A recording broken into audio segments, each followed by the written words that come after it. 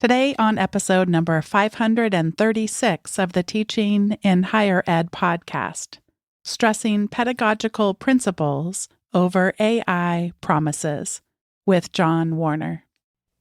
Produced by Innovate Learning, maximizing human potential. Welcome to this episode of Teaching in Higher Ed. I'm Bonnie Stahoviak, and this is the space where we explore the art and science of being more effective at facilitating learning. We also share ways to improve our productivity approaches so we can have more peace in our lives and be even more present for our students.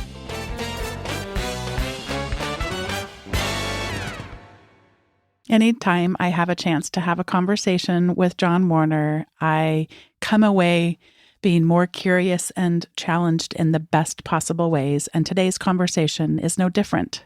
John Warner is a national voice on the teaching of writing, faculty labor, and institutional values, both as a frequent speaker and longtime contributor to Inside Higher Ed, where his Just Visiting column has run weekly over 10 years. He's also the author of Why They Can't Write, Killing the 5-Paragraph Essay and Other Necessities, The Writer's Practice, Building Confidence in Your Nonfiction Writing, and Sustainable, Resilient, Free, The Future of Public Higher Education. A former college instructor with 20 years of experience across multiple institutions, University of Illinois, Virginia Tech, Clemson, College of Charleston.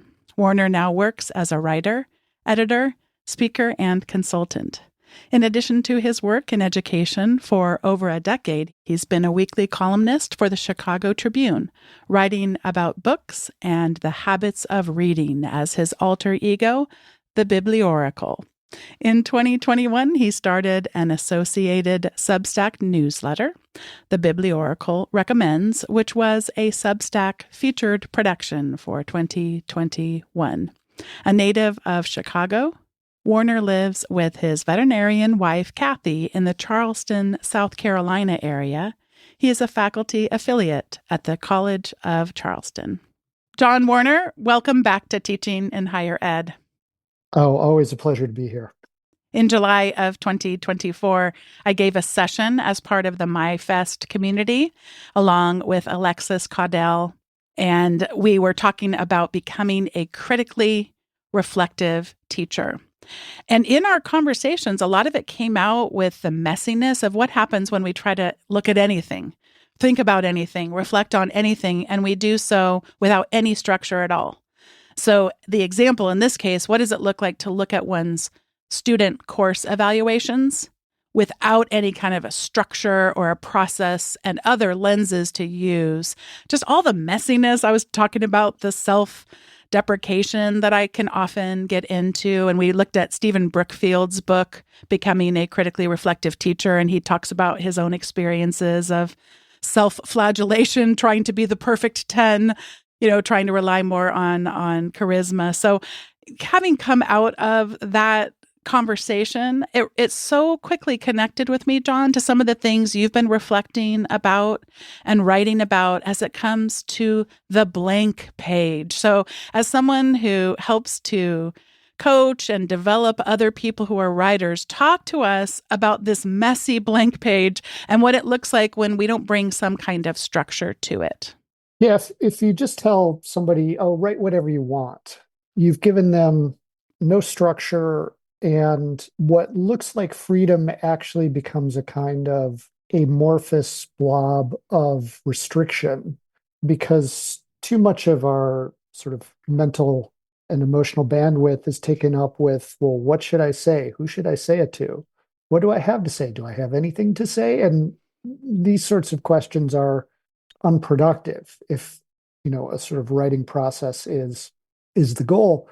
So I think a huge part of being able to write is having some kind of structure around what you're trying to do so that you can begin to break it into a problem that can be solved. And the easiest way in writing is the rhetorical situation, message, audience, and purpose, right?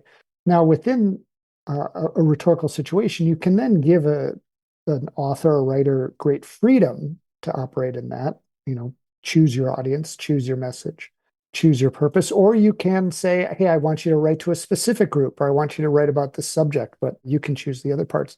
So even with that structure, there's still lots of things to negotiate and figure out, but it gives it some shape. You know, thinking about the specific example you use, teaching evaluations, the kind of horrible dread I used to feel when I would open mine, usually months after they could have been opened and accessed, because I Mm. was kind of dreading what they would say, not because I feared a bunch of negative feedback, but because I feared any negative feedback, right? It could be 90% positive and 10% negative, and it would stick with me. And what I realized is that the instrument of the student evaluation that had been developed by my institution had very little relationship to what I cared about with my own teaching, with how I thought about the experiments I was running in my classroom as a teacher. So I think a lot of what we bring to these occasions is a matter of what are your values? What are your priorities? What are you trying to get out of it? So once I kind of realized that with my own teaching evaluations, I would only look for the things that I thought mattered most. And that was related to kind of the pillars of my own teaching philosophy around primarily around transparency. Did students know what I wanted them to do and how I wanted them to go about trying to do it? And everything else became extraneous. So by giving ourselves structure, I actually argue we give ourselves great freedom, because that structure allows us a kind of focus to put our minds to work on something that we can actually process and execute, rather than just sort of, hey, do whatever you want. That's I don't think that works in very many contexts at all, but particularly ones where we're expected to teach or learn within those kinds of non-structures. As we both reflect on our own reactions in the past to course evaluations, so much similarity comes out of what it's like as a person who thinks as a human being. And when, as a person who thinks as a human being, attempts to put those often messy thoughts into the written word. And there's just this idea of just self-deprecation in some cases. I'm not a good writer. Or when we think about the audience, maybe that audience might judge me in some way, or maybe I'm not good enough. Maybe I don't have good enough words for that particular audience. And so there is this idea of how difficult it can be to do that, the vulnerability that's required. So you talked about your teaching philosophy. Did they know what you wanted them to do and how to do it? I imagine that someone who doesn't know you well, John, that could seem potentially, there could be a lot of assumptions that get put into the very few words that you use to describe that. So could you talk more about how that actually can be freeing from all those voices in our head that are telling us, I don't know how to write, and I don't know how to write, and I also don't know what this person wants. This is a person in a position of power, and what does he want from me as a writer? What is he going to think about my clumsy, messy words? So talk more about how this very simple act of kindness and clarity in your transparency helps to quiet some of those voices, and then what does it do instead of what might have happened without your level of transparency? Well, so one of the core principles with which I use in any writing course and have for a long time is that the students, the writers in the class are not writing for me. They're not writing for the purposes of evaluation by an instructor who is their audience for the things they're writing. So I don't want them thinking about me, their teacher and evaluator, or in that role, that evaluation role as a teacher at all when they're doing their work.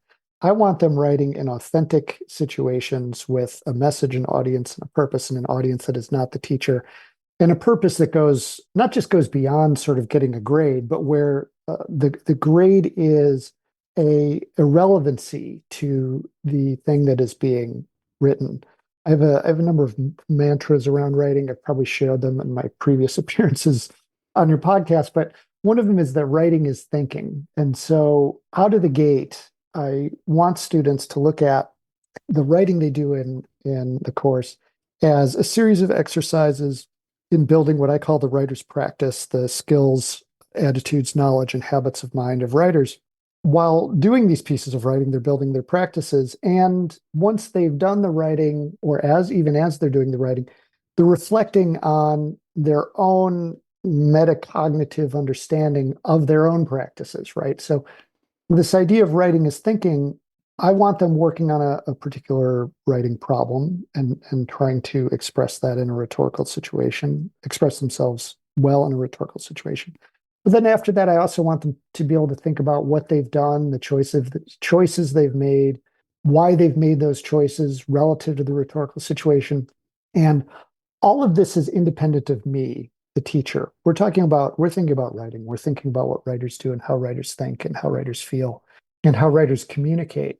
And so when I get those end of the semester evaluations, what I'm looking for is feedback that gets at those dimensions. Do they think about elements of the writer's practice? Do they, is the focus away from me as the teacher and on the material of the course? These are inferences I can make from their feedback that maybe is not direct in the questions they're asked, but I can get by implication in the kinds of answers they give. So it's really about not just looking at sort of the ratings, like, oh, you were 4.5 out of 5 on prepares well for class or something like that. It's a more focused look in terms of the kinds of experiences that I think are productive for them to have in class, and if they perceive those experiences as productive to themselves. And if there's a disconnect there, that's what I want to think about. I want to think about how to bridge that gap. And as you think about those self-deprecating voices, and I mean, this is not something that happens in the first assignment where we can rid, that all of the unlearning that needs to take place in order to trust you, that you actually live out in a series of practices and skills yourself, those values that you described, the value of writing as thinking. And I want to first have us explore a little bit. I think so many times when we start bringing in any kind of tool, technology, or avenue in which people may take shortcuts, there's so much judgment. I mean, I want to even say that I don't like my word shortcuts. Efficiency. I mean, people yearn to not waste their time. All of us, this is a universal thing. I've never met a person who's like, yes, please waste my time. That idea. There's so much judgment where anytime that we start talking, and it's judgment across multiple perspectives, but there's a lot of judgment behind, oh, there's a blank slate. There's a blank piece of paper. I'm supposed to start writing and I don't know what to do, that it seems like to many, including many faculty, AI is the answer to. So tell us a little bit, and to the extent, like, I'm not doing a good job of removing the judgmental sounding words and phrases, but truly, what happens? And by the way, John, I use AI. I use it, I might be getting to twice a week, 3 times a week. I mean, to me, it's a tool that can I love, John Ippolito recently was talking about that, you choose the right type of vehicle to go on a particular journey for a type of terrain. And the examples I've used on the podcast in the past, which was hard for me to admit, John, but I can do this. I'm getting better at it. I find it far more effective to use a large language model to write formal letters of recommendation, either for students or for faculty. The quality of the output for those particular audiences is better than what I can often do on my own, but particularly it really is a time saver. So the output it's either going to be just as good or better than what I would have on my own produced without any help, but it's also, oh my goodness gracious, so much faster. Having said that, though, John, I don't use it to help prepare me for the podcast. I don't use it for other types of writing. So take me through just your thinking where I go, yeah, I'm about to write something, John. I'm struggling with there's just a blank page and I don't know who my audience is. I haven't thought through those things. What I miss if I decide to take the very thing that you say and prompt AI with it. So I tell AI, this is my audience, this is my intent, this is what I'm looking for. And I just get that prompt just so, and it does that work for me. What do I miss? Yeah, so this gets into the dual aspects of what I mean when I say writing is thinking. So writing is thinking in the sense that we have a notion or an idea in our heads, and we're like, I'm trying to capture this and put it on the page. That's part of the thinking. But the other part of writing is thinking, and anybody who has spent any time writing has experienced this, is while you're in the act of writing, you are processing your own idea and some new and previously hidden aspect of your own idea or new idea or way of talking about the idea will come to you because you are in this kind of active writing process. And so if you outsource that initial draft, that aspect of thinking to a large language model, you will get a mass of material, which is a kind of great averaging, right, of what's in the training data.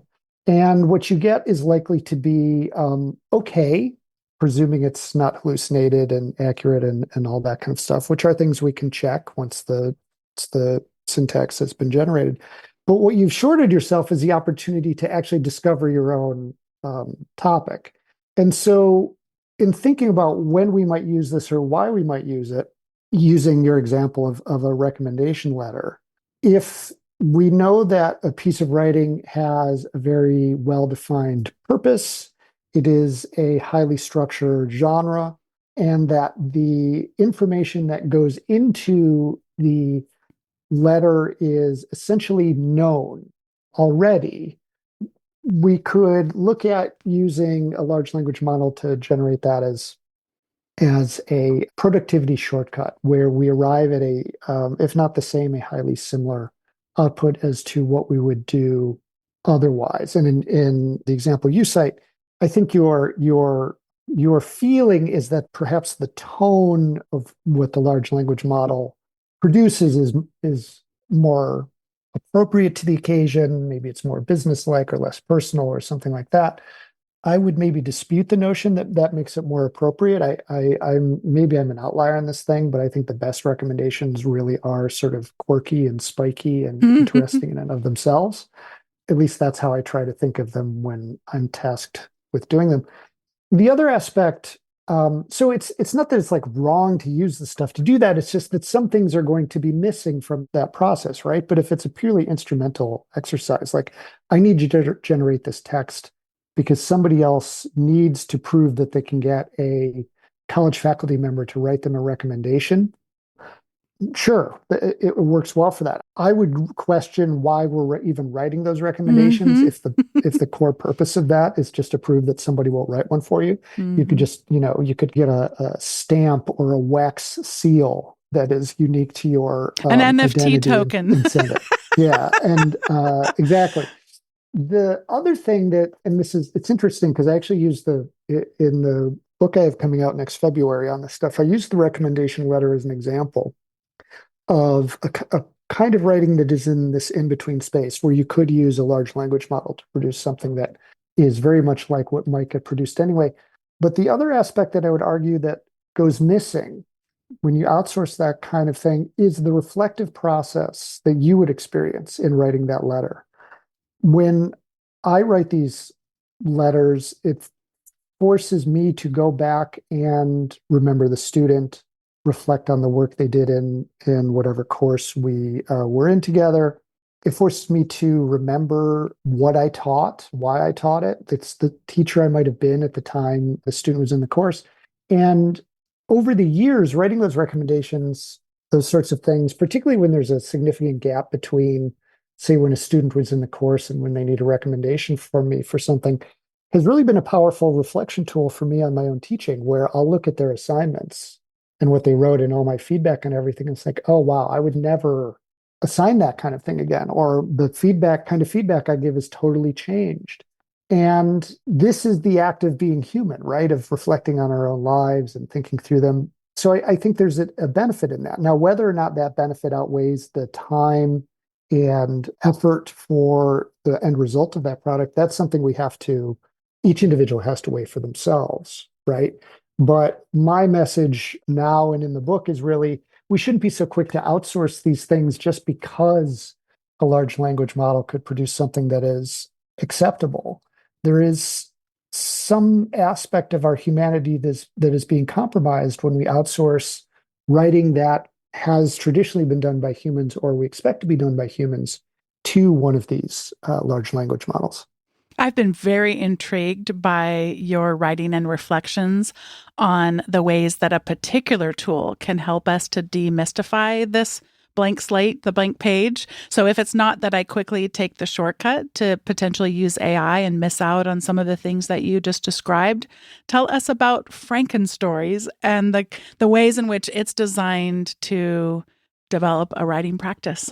Yeah, so Frankenstories is really interesting. I mean, I'll take you back a little bit. So when in November of 2022, when OpenAI released ChatGPT and the world started freaking out, I was not freaking out because I had been talking about it quite as badly. I mean, I was amazed by the technology, but as you know, because we've talked about this previously, and anybody who's familiar with my work knows, I've been sort of had my hair on fire about the problems around the kinds of writing we ask students to do in school for a decade or more.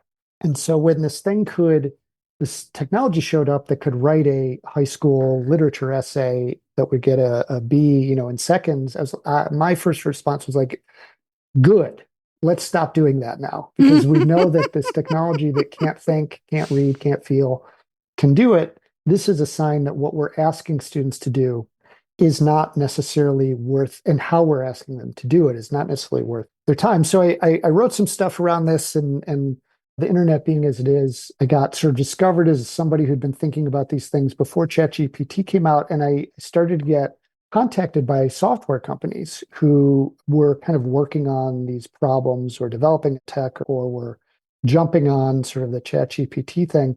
And I talked to a bunch of them, maybe let's say a handful, five or six. And almost invariably, these are very nice, very well-meaning folks. They're not sort of just looking to make a bunch of money and invent a lousy product.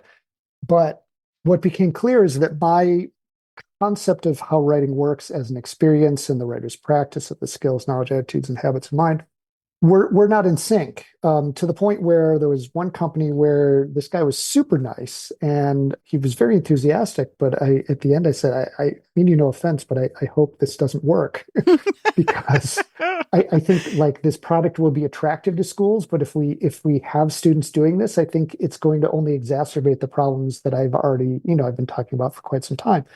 But this Frankenstories was different. It's a company out of Australia. This guy, Andrew Duvall, emailed me, and it's sort of a bootstrap startup.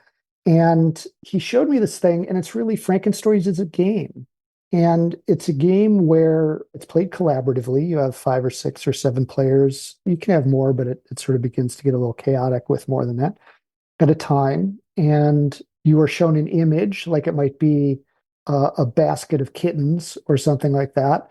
And then you're given a prompt. And the prompt might be something like, write like these are mortal enemies. So you have a picture of a basket of kittens, a prompt that says, write like these are mortal enemies.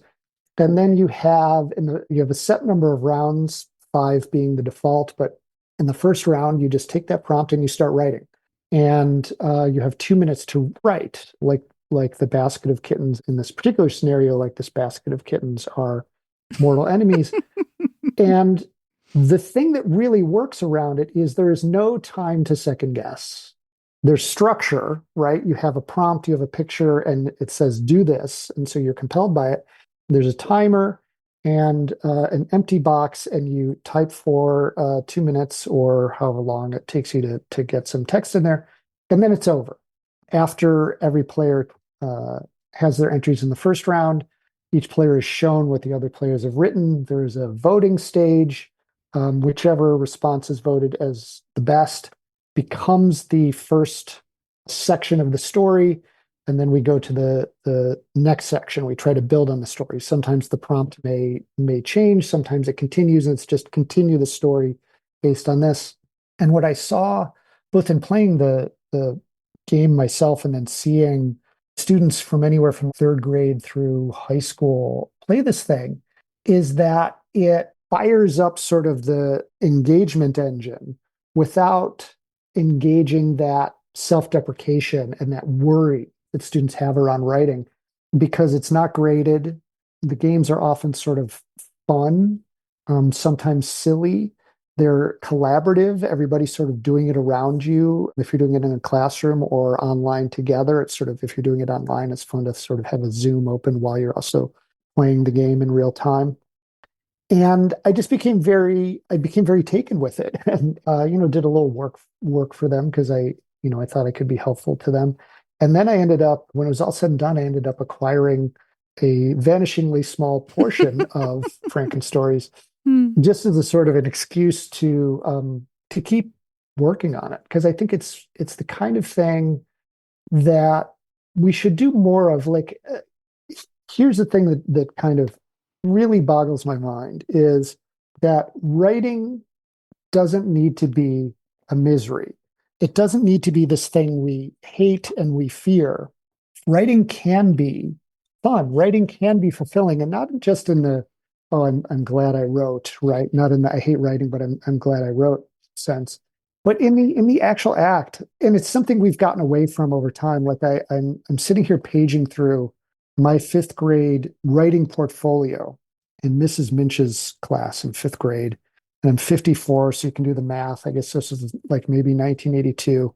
And the things Mrs. Minch had us write, we had to write a limerick.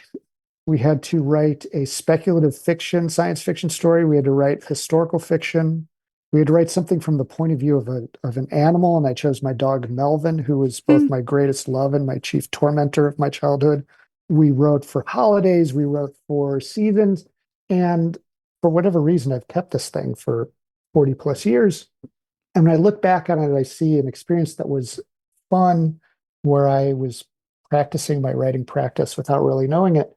And instead, over time, we've turned students into sort of school automatons, right? Like they're always doing school rather than writing. And so one of the things I really loved about Frankenstories was it gets students writing without having them worry about school. School really increasingly has become sort of the enemy of students learning to write, I'm afraid, for all kinds of reasons, and to no fault of teachers, or even I think any um, intentionality in terms of schools or districts or that sort of stuff. It's just we've lost sight of these things. And Frankenstories is a way to bring these things back into vision. The idea that when we write, we can have fun, we commune with others, we communicate, we invent, we're creative, we're human. And this is what I think about when I write every day. So why shouldn't students experience this too?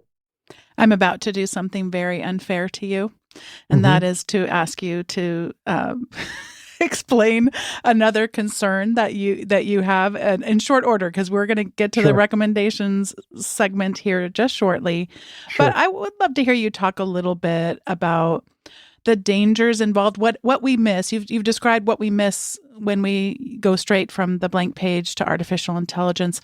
What happens when we go straight to using historical figure chatbots in an Mm. attempt, and a noble attempt, at trying to engage students, at trying to use creative ways to get them to experience what history looks like, and use them. I mean, lots of good motives go into this, but what gets lost that people may not realize when we go straight to using historical figure chatbots? Yeah, I just think the historical figure chatbot is an interesting idea that is entirely underbaked. I call it, I wrote a post at my Engaged Education Substack where I called it digital necromancy, which I do mean harshly in a sense, like we're trying to resurrect the dead through these large language models. I just think the notion, it's like a lot of the other generative AI technology where we are dazzled by these things out of the gate, like the Sora video generator, like, oh my God, this is the future of filmmaking. But it turns out we're actually watching a highly controlled demonstration of a possible future application rather than a technology that is ripe. So my first worry is that these things are just underbaked. Like the enthusiasm for them is based on something that they can't and maybe will never do. So one of the things is like it's not really a conversation, right? It's a kind of call and response where you ask a chatbot a question and it responds basically with an answer that could have been taken out of a textbook. It's not an actual give and take like we're having in a podcast, right? Where uh, Bonnie says something that makes me have to think about what I'm going to respond to and generate an answer. It's an illusion of conversation rather than actual conversation. I think also we need to be very, very careful about the kind of authority that students would invest in these things. If you say you're talking to Harriet Tubman or you're talking to George Washington, we know this is not true because we know how this technology works. It does not think, it does not reason, it does not judge veracity or truth.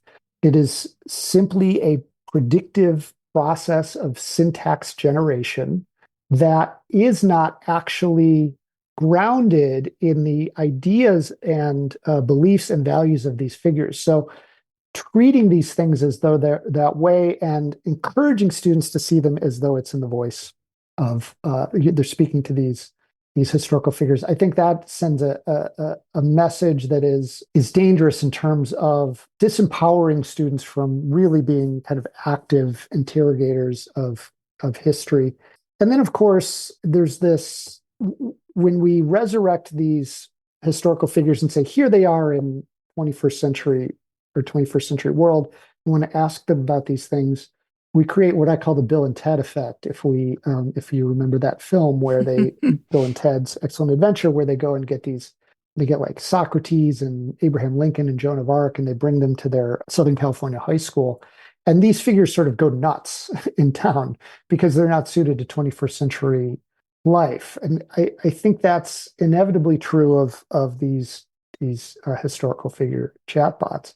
And so we put guardrails around them and we say, well, you can't talk about these issues that wouldn't be relevant in the past. But then we're silencing our chatbots, right? So we not allowing, Jefferson would have he would have thoughts about something like same-sex marriage. It would be foreign to him, but he could conceptualize it if he were here today, if we could resurrect him. And so I just think it ultimately becomes a kind of bogus experience that is masquerading as engagement, but is really just sort of a surface level thing. And really, there's also, I think, just I have a kind of moral objection to taking humans that walked the earth, right? They were real people, had real impacts on the world, leave behind a legacy in terms of their work and their writing and their own histories, and say, we're going to resurrect you in the form of an algorithm. I just think that should trouble us from a moral standpoint. So the enthusiasm, I think, is premature. My hunch is as more people use these things, they'll be like, oh yeah, well, this actually isn't all that great. But I would like some additional skepticism out of the gate rather than these things sort of falling on their face because they're not worth something. In general, I think we need more critical consideration of the integration of this technology into educational spaces before we start introducing it than after it's already introduced.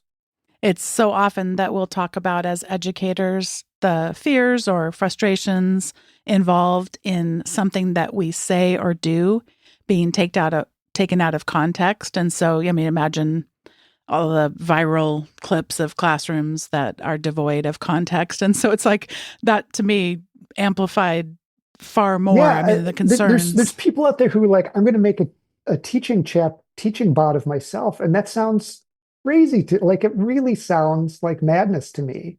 Why would you untether yourself, your literal self, from the presentation of your own ideas in the form of this bot? I mean, talk about taking it out of context. It removes your humanity and get behind a kind of husk. So I'm with you. I don't understand it, honestly. I don't understand the enthusiasm in education circles, especially. I can't think of a better transition to the recommendations segment.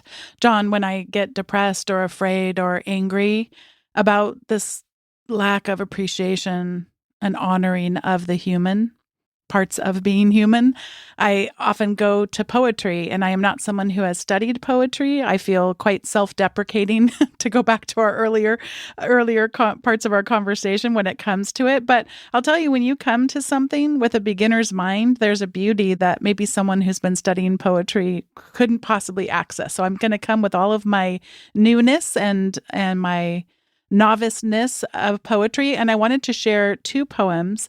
They are both read by Harry Baker. The first one is authored by Donna Ashworth. There will be all the links in the recommendations and the show notes to get to what I'm about to share with you, because I suspect that you, like me, as you hear the words that Harry Baker will read, will want to come back and revisit them. He speaks fairly quickly, and so it may be one of those things that you do want to go watch the video, because he does have the captions then on the video, and they're just such beautiful poems.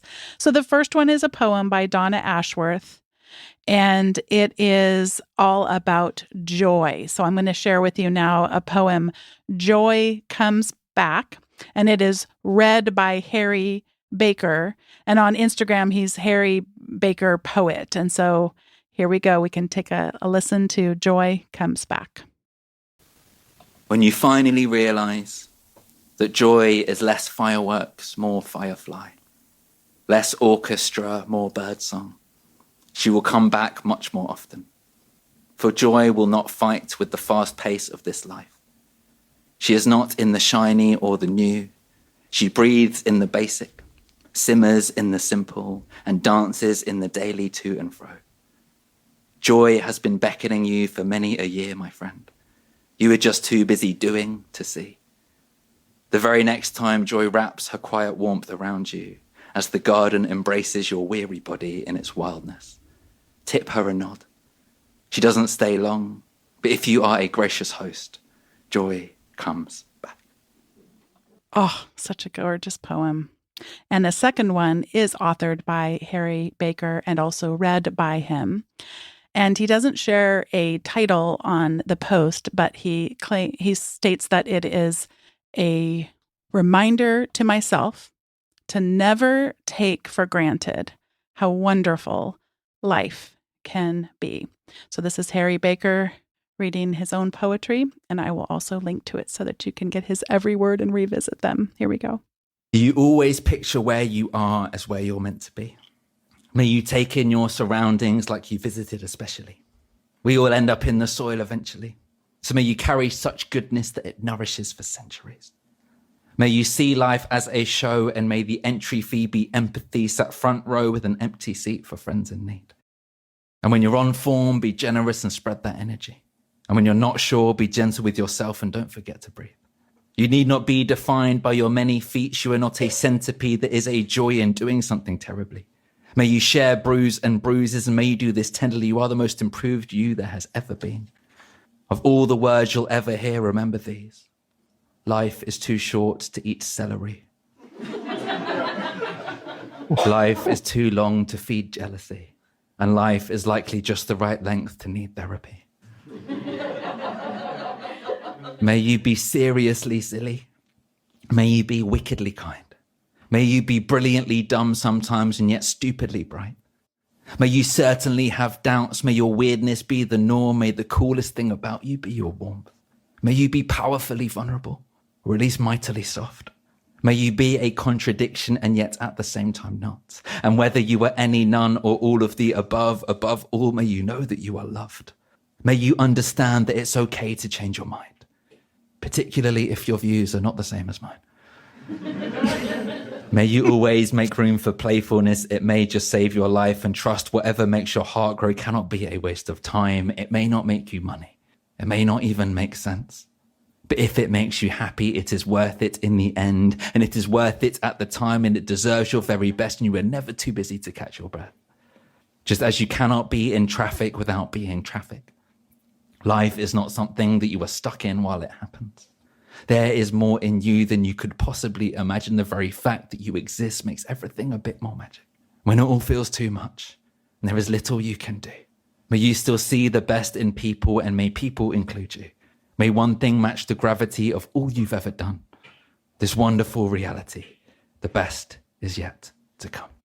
Oh, John, you could imagine why I thought that might be poetry worthy of sharing with you today. And I can't think of a better couple of poems that to almost finish out our conversation together. Just as I'm reflecting back on our conversation, such beautiful beautiful, important words. And John, I'm going to pass it over to you for whatever you would like now to recommend. Sure. This is always the hardest part for me because there's a million things I'd like to recommend. But I'm just going to go with what's at the top of my mind because this afternoon I've been writing a review of a new book of short stories called The History of Sound by Ben Shattuck, Shattuck. And it's just sort of the best collection of stories that I've probably read, not exaggerating, in the last couple of decades. I just think it's a masterpiece. And to the point where I finished reading it and I started reading it again from the beginning after I finished because the stories it's individual stories, but they're linked in such a way where there's sort of these connections in between them. And I wanted to go back and appreciate those connections once I'd read it. So I just think it's a great book. It blew me away. I had no expectations. I started reading it and I know I was reading something very special. And any chance I can get for the next at least several weeks, I'm going to be telling people to read this book. So I appreciate that you gave me an opportunity to say so to your audience. People often tell me that the recommendations are also their hardest part, and I so appreciate it. I have read many of the things that you have recommended in past episodes and have never been disappointed, so I suspect this will not be the case. And I also appreciate that we're kind of talking about genres. I don't do a lot of reading in poetry as well as short stories, and so exciting to do that. By the way, I was going to mention that I will be linking not just to Harry Baker reading these poems on Instagram, but I'll also be linking to his books of poetry. I tend to not recommend books that I have not read all the way through or movies I haven't watched all the way through, et cetera, et cetera. So I will save up recommending his entire books of poetry until I have done my homework and read them. But I can only anticipate, based on all the ones I've watched of his on Instagram, that they will be tremendous books and worthy of our reading. So, John, it's so great to be able to talk with you today. You had already talked about over email that you're willing to come back and share more about your book closer to when it comes out or after in February of 2025. And so until we meet again, I'm so looking forward to the next time we get a chance to share together. I'll see you in February, if not sooner. Thanks once again to John Warner for joining me on today's episode. Today's episode was produced by me, Bonnie Stachowiak. It was edited by the ever-talented Andrew Kroger. Podcast production support was provided by the amazing Sierra Priest. If you have yet to sign up to the weekly update from Teaching in Higher Ed, I encourage you to head over to teachinginhighered.com/subscribe. You will receive the most recent episodes' show notes, along with some other goodies that don't show up in those regular show notes. Thank you so much for listening and being a part of the community, and I'll see you next time on Teaching in Higher Ed.